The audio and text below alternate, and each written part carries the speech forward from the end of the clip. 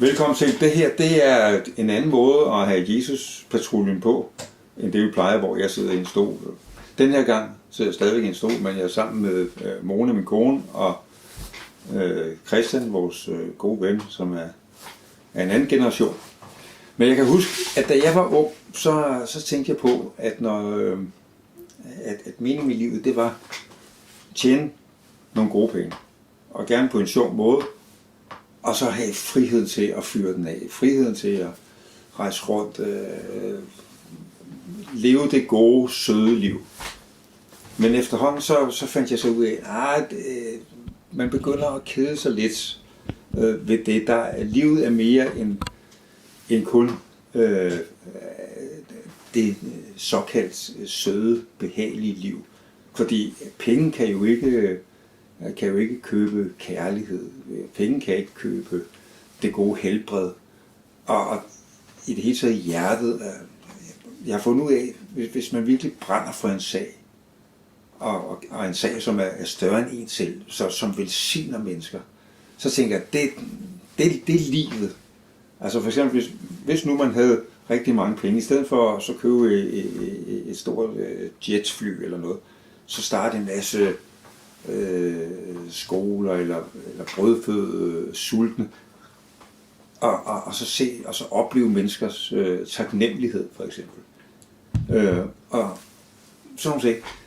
Jeg kan jo også huske, at der var en undersøgelse på et tidspunkt med topatleter, som de blev spurgt, hvad var du parat til at betale, hvis du fik en olympisk guldmedalje?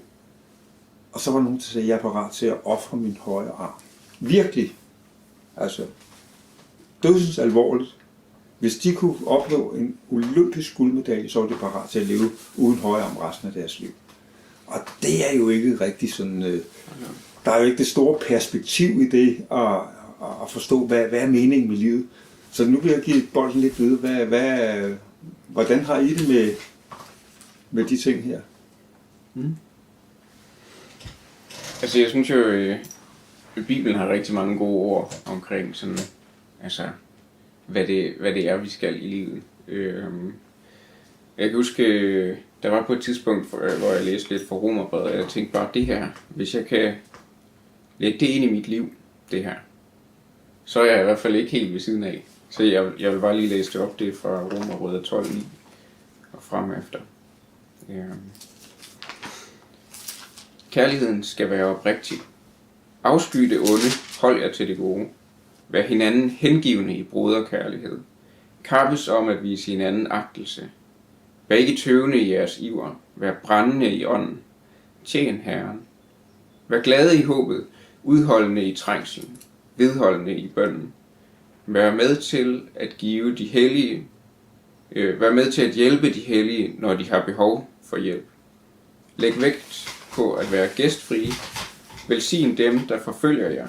Velsign og forband ikke. Glæd jer med de glade.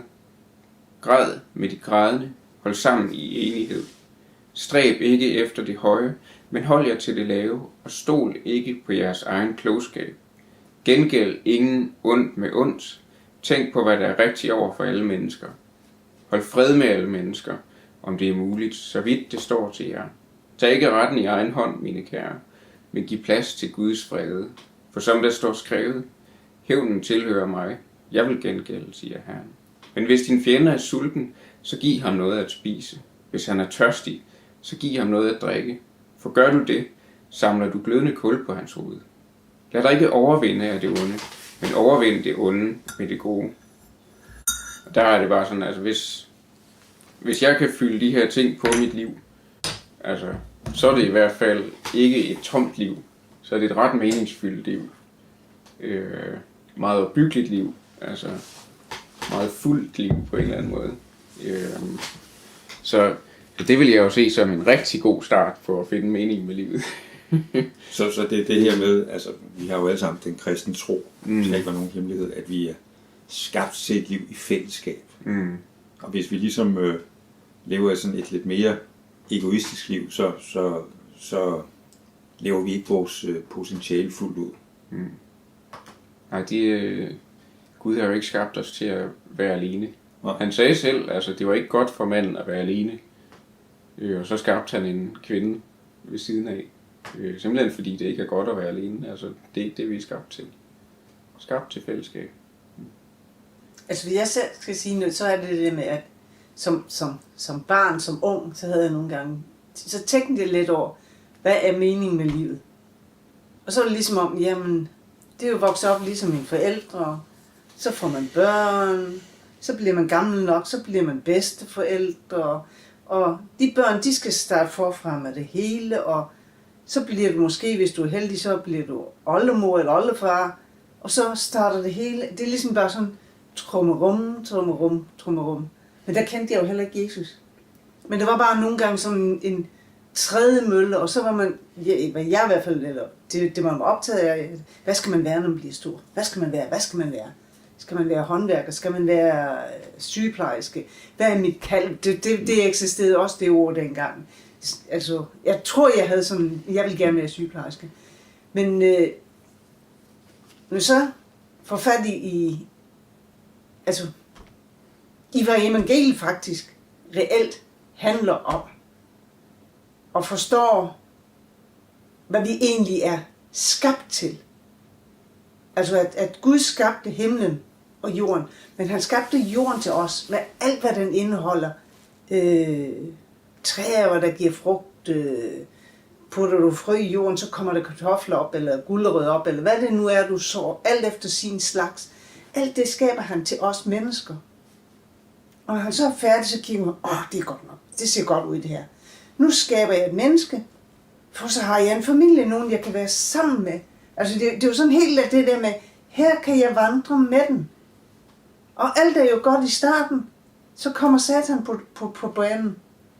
Og det første han siger, har Gud virkelig sagt? Altså han så tvivl om Guds ord og hans karakter, og så ender det jo med, at mennesket lytter mere til, hvad djævlen har sagt. Og den der mistillid, som bliver skabt mellem Gud og mennesket, det gør, at så kan Gud ikke være sammen med mennesket mere, selvom han gerne vil være sammen med mennesket, og elsker dem, og bare ønsker at være sammen med dem. Og så bliver de forvist, og må leve deres eget liv på deres egne betingelser. Og det kan give os mennesker den der fornemmelse af, jamen, fordi vi kender ikke andet, end at vi ved, at, eller vi tror, at livet er en del, altså en del af livet, det er frygt, depression, sygdom. Det må vi bare lære at håndtere, eller lære at leve med, eller vi har, fordi vi ligesom er født ind i det, så har vi slet ikke en forestilling om, at det hele kan være anderledes, at vi faktisk kan rende rundt og leve det her liv her på jorden, uden frygt. For før jeg tog imod Jesus, der var jeg slet ikke klar over, altså, der for mig var frygt en del af livet. Det er helt naturligt at være bange for, at en løve den kommer efter mig. Men nej, Gud faktisk også giver dem herskermagt eller herredømme over dyr. Så hvis der kommer et vildt dyr imod mig, så kan jeg sige, at du skal bare gå. Fordi det var ligesom det, jeg var vokset op med. Ja, og så ligesom det der med, at hvis vi ikke har den forestilling om det, men tror, at alt det her med sygdom og død og ødelæggelse, jamen det er bare en betingelse for at være her på jorden. Så kan vi jo ikke forestille os, at vi har brug for Jesus. Nej, that's life. Vi kan heller ikke forestille os, at der er noget andet til livet. At der er noget bedre for os. Ja. Som Gud ønsker for os. Og så var det, jeg hørte det der eksempel med en, hun fortalte det der med, jamen hvis en mor har lavet et eller andet kriminelt, og hun er gravid, og så kommer hun i fængsel, så hvor føder hun det barn? Jamen det føder hun i fængsel. Og hvis der sidder andre mødre derinde, som også er børn, jamen hvad er alle de mennesker, hun er omgivet af? Jamen det er fanger. Men de kender kun til at blive lukket ud klokken 8 om morgenen, og så har de 5 minutter eller en times frihed, så bliver det lukket ind igen, og så får de mad klokken 12 og klokken 6, og hvordan det nu er det. Hele er så struktureret. De kender kun den verden. De er ikke klar over, at de er fanger. De har en fangens mindset, ja, kan man sige. Og jeg tænker på, hvis vi går tilbage til anno 2023, så kender vi jo også mennesker, som de er ikke specielt interesserede i det arbejde, de nu har, men de tænker meget på pensionen. de kigger på klokken. Sådan er det selvfølgelig ikke med alle. Men der er sådan nogle samfundsstrukturer, som de bare fuldstændig accepterer på godt og ondt. Og finder sig til rette med det, selvom der måske var noget, der var meget bedre. At folk ikke tør drømme. Jo, de måske nok dagdrømme, men altså gå efter deres drøm. Så må det briste eller bære, men altså go for it. Det ser man ikke så mange. Og her tænker jeg ikke kun på, som Løvens Hule, af folk, som tænker på at tjene penge, men også på at ændre verden. Ikke som sådan karrierepolitiker, men virkelig af rent hjerte. Ikke? Det kan være hvad som helst. Ikke? At man har en vision, og det må koste, hvad det vil. Det er der en frihed i. Det er jo altså, hvis man var relativist, så ville man jo spørge mennesket selv, hvad er meningen med dit liv? Og så fangen ville måske sige, at det er at stå op klokken 8 om morgenen og følge de ordre, der bliver sagt. Og når man lægger sig på sengen om aftenen, jamen så har man gjort det, man skulle, og det var meningen med den dag-agtigt. Og for den, der kigger frem mod pensionen, jamen så er meningen med livet at spare så meget op, indtil lige inden man dør, hvor man så skal have brændt det hele af igen. Så hurtigt som muligt skal man have brændt det af, så man er sikker på, at man ikke dør, inden alle penge er brugt. Ja, jeg tænker også... Det er jo godt nok tomt. Altså, et eller andet sted ville jeg ønske, at vi ikke havde så relativistisk et syn på, hvad meningen med livet er. Altså fordi, jeg tror, vi gør selv en bjørnetjeneste ved ikke at spørge, hvad er Guds mening med livet? Og der kan vi jo se, jamen, der hvor Jesus han opsummerer hele summen af loven. Altså, det er jo meget en del af Guds hjerte, kan man sige. Og der siger han det der med, elsk Gud af hele dit hjerte, af hele din sjæl, af hele dit sind, og af hele din styrke, og de næste som dig selv. Ja. Som, altså, hele summen af loven. Jeg var med, fordi jeg tror jo, da jeg ikke var kristen og ikke havde taget imod Jesus, ikke var født på ny, der rendte jeg ikke rundt og spurgte Gud, hvad er meningen med livet? Jeg spurgte ham, Gud, hvorfor sker det her? Hvorfor sker det her? Hvorfor sker det her? Og jeg fik jo aldrig nogen svar. Eller så fik jeg at vide, jamen Gud, nu tager han ham hjem, eller hende hjem, eller så var det lige meget, om de var store eller små, eller hvorfor hjalp du mig ikke i den situation? Og det tænker jeg, er rigtig mange mennesker, der sidder derude og spørger, Gud, hvorfor hjalp du mig ikke? Hvad det nu end kan være. Altså, vi ved jo, at der sker grimme ting ude i familier med børn, der bliver tævet og andre grimme ting, jo ikke? Der kan et barn jo godt sidde og spørge, hvorfor? Hvor var du, Gud? Altså, så tror jeg ikke altid, man kun er optaget af, hvad er meningen med mit liv, fordi så handler det bare om at på en eller anden måde overleve og blive voksen, så jeg kan komme væk fra det her. Det er jo lidt det samme spørgsmål. Det er bare, hvad er meningen med det her, i stedet for, hvad er meningen med livet sådan generelt, kan man sige. Jeg tænker også på, det her med meningen med livet, det er jo ikke bare at gå glat igennem. Altså, det tror jeg, jeg er sikker på, at Gud vil godt have, at vi har det godt, men vi skal også lære at dræbe vores eget kød, vores egne egoistiske begær og sådan nogle ting, fordi deri er livet, når man faktisk er der, hvor man er tjener for de andre. Men jeg tænker også, at altså, sådan noget som sygdom, det lærer man ikke noget ved, altså overhovedet. Men man kan jo godt lære, at man ikke lige får alt, hvad man peger på, og at man må arbejde for noget, og disciplinere sig selv, sådan nogle ting. At alt ikke bliver serveret på et sølvfad. Det tænker jeg også er en del af at lære som menneske i livet. Og Jamen, er det Guds model, eller er det fordi, vi er kommet ind under djævelens herredømme, og det blev djævelens model? Fordi da Gud han skabte det hele fra starten. Der var ingen mangel. Der var alt, hvad vi skulle bruge. Alt. Men vi har jo selv skulle så markerne. Men det er jo ikke det, jeg mener. Der var alt fra starten. Det er jo ligesom, helt fra starten, så siger Gud jo til slangen der, eller de tager af det, af frugten fra træet jo, ikke? Og så spørger Gud, Adam, hvor er du henne? Jamen, og så er det jo, det første, der sker faktisk, da de har taget den frugt der, det er jo, at det skaber skam og frygt. Og hvad lever mange mennesker med skam og frygt i dag jo, ikke?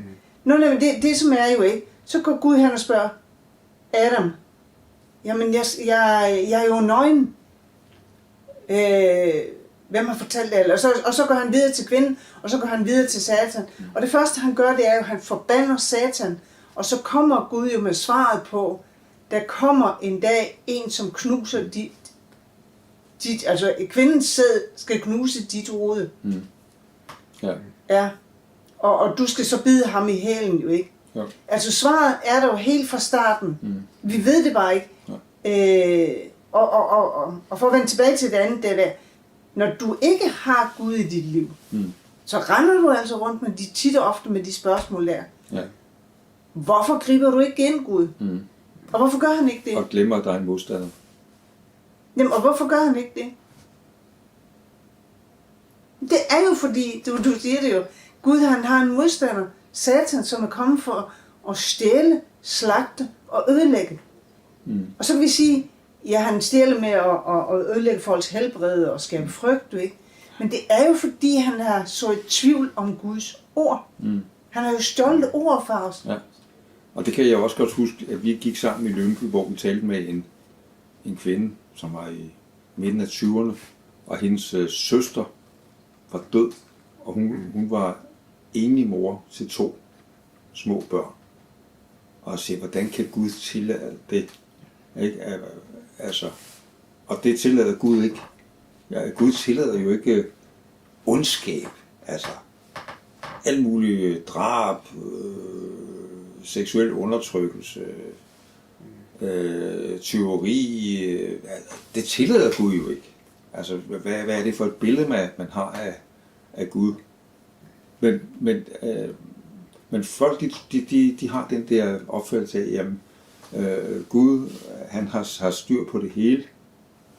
Og det er jo, men han har jo givet os autoriteten til jorden, til at ved vores tro og ændre ting, så de kommer til en orden, ikke? Så hvis man tror, at alt, hvad der er på jorden, er Guds tilladte vilje, så er han godt nok et rådehoved, Gud. Ikke? Men det er han jo ikke. Og det er fordi, der er en modstander, og det er fordi, at man arbejder ud fra menneskets frie vilje. Og den frie vilje, det er vel også en del af det med, hvad er meningen med livet. Altså... Ja, fordi nu har vi ikke længere en Guds plan, der hedder, at han skal opretholde det gode liv. Nu skal han genoprette det gode liv, som han skabte til at starte med. Ja. Og i og med, at vi ikke lever i den periode, hvor alt er genoprettet, men vi lever i den periode, hvor mange ting er faldet, netop på grund af synden, så vil vi jo også se, at der er den her forskydning imellem, hvad Gud han virkelig vil, og hvad vi ser. Altså, det er det, vi kalder nådens tid. Ja. Og vi ved, at hver enkelt af os har brug for den nåde. At nåden er der. At vi har brug for, at dommedag ikke lige kommer lige med det samme. Men at der er plads til, at vi kan nå at vende os om fra den ondskab, der er i os selv. Ja. Simpelthen for, at vi kan nå at tage imod Gud. Inden dommedag. Ja. Inden genopretningsdagen, kan man sige. Jeg tænker på at måske runde lidt af her også. Og det er, hvad er jeres drøm for resten af jeres liv?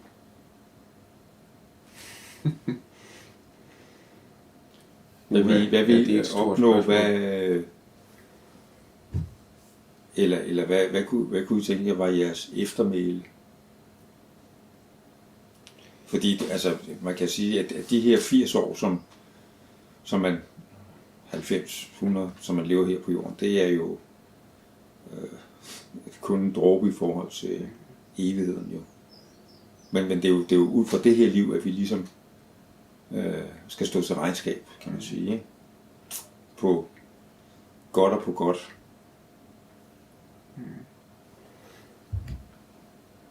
Det har I ingen bud på? Jo, helt bestemt. Men jeg kan ikke formulere det hele kort. Men jeg kan give nogle tanker omkring det. Jeg kunne vildt godt tænke mig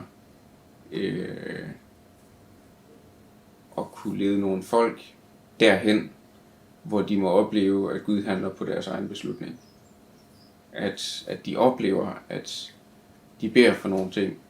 At de siger, Gud, det her det skal ikke længere være en del af mit liv.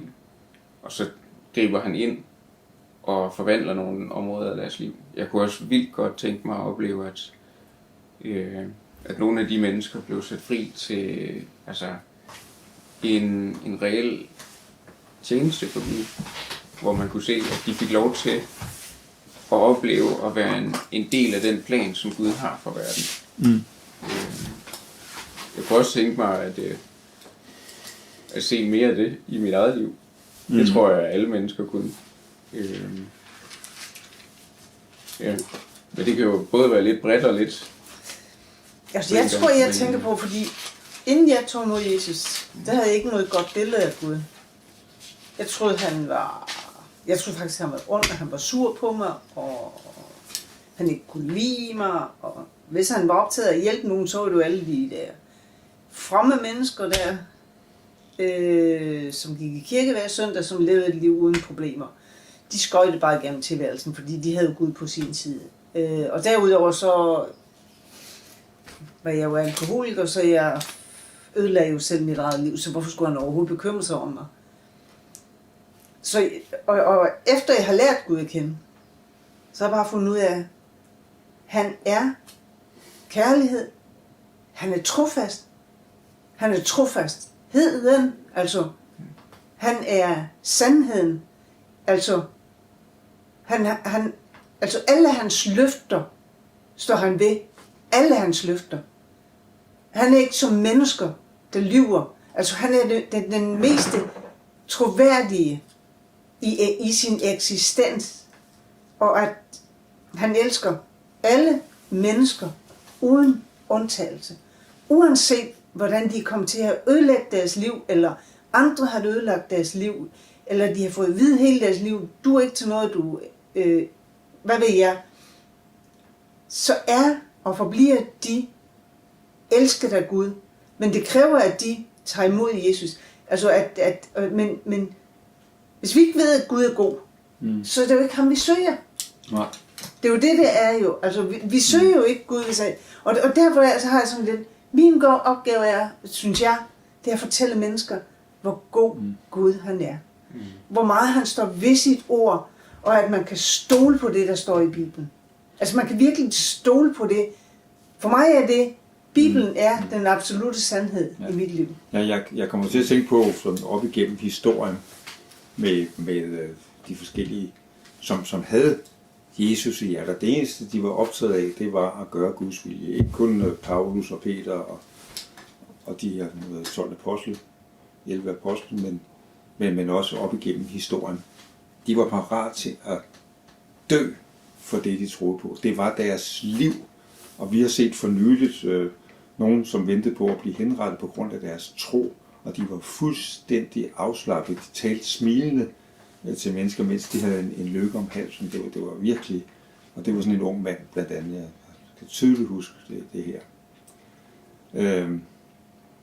Jesus, han siger jo, jeg er ikke kommet her på jorden for at gøre min egen vilje, men min faders vilje, som har sendt mig. Og jeg tænker, at hvis man kan flytte det fokus fra det her med at realisere sig selv, og min drøm, og min dit og min dat, og have en mere ydmyg attitude, som en tjener, ligesom Jesus var en tjener. At han ligesom var forbillede for det gode liv, faktisk. Og der siger han jo i Lukas 4:18, Herrens ånd er over mig, fordi han har salvet mig. Han har sendt mig for at bringe godt budskab til fattige, for at udråbe frigivelse for fanger og syn til blinde, for at sætte undertrykte i frihed. Og det her med at sætte undertrykte i frihed, vi er jo alle sammen i en eller anden grad undertrykt. Vi lever jo ikke det frihedens fuldkomne potentiale, det gør vi ikke. Men jo tættere vi holder os til Gud, jo mere vi fokuserer på det gode, det prisværdige, det rosværdige, jo mere tror jeg faktisk, at vores sjæl jubler. At det er der, at det gode liv kommer til udtryk. Og jeg tænker på, at det måske skulle være afslutningsreplikken her. Der er en enkelt lille skrift, som... Ja, det er nemlig fordi, at der står, men alle dem, der tog imod ham, gav han ret til at blive Guds børn. Dem, der tror på hans navn, de er ikke født af blod, ikke af kødsvilje, ikke af mandsvilje, men af Gud. At i det øjeblik, man tager imod Jesus, så tager man altså imod det nye liv. Man får en ny begyndelse. Man får en ny start på livet. Og Gud er eksperten i at forvandle mennesker. Mm-hmm. Og det er uanset om det er den hårdeste kriminelle overhovedet, for jeg lige hørte et vidensbyrd her den anden, der er virkelig fascinerende, hvad Gud kan gøre i mennesker. Det tager tid, men når man tager imod Jesus, så får man alt, hvad man har brug for. Og Guds ledelse i sit liv, Guds hjælp i sit liv, alt simpelthen, og får muligheden for en ny start. Ja. Og det fik jeg også for 21 år siden. Og Christian Mark talte også om det her i går faktisk omkring. Hold fast, hvor han trofast, når vi falder i den samme synd igen og igen og igen. Op på hesten. Altså, han har set det før. Der er intet nyt under solen. Det er det, som du også nævnte, ikke? At så bliver der født et nyt barn. Og det er de samme udfordringer, mennesket står i, ikke? Om de dog vil vælge den vej, som jeg anviser. Det er ham, der er ophavsmand til alt liv. Han ved, hvad det gode liv er. Og så skal vi ikke gå i egen kraft. Det som jeg også synes er interessant, det der med, fordi jeg har været alkoholik, det vil sige, så stopper ens udvikling. Der er rigtig mange ting, måske sociale ting, hvordan man er sammen med mennesker. Og hvis man måske har været narkoman siden man var 12-15 år eller sådan noget, så er der jo mange ting, man aldrig nogensinde lærer. Og så kan det godt være, at man er 25, man er 45, altså jeg var 43, da jeg tog med Jesus, så er det der, man starter med alle de ting, man ikke har lært. Og det tager altså tid. Altså der er rigtig mange ting, så skal man lære at være i fællesskab med andre mennesker, og lære nye måder, altså at håndtere tingene på. Og det er hårdt, men Gud hjælper os stadigvæk, og man får et fantastisk liv. Ja. Det var ordene.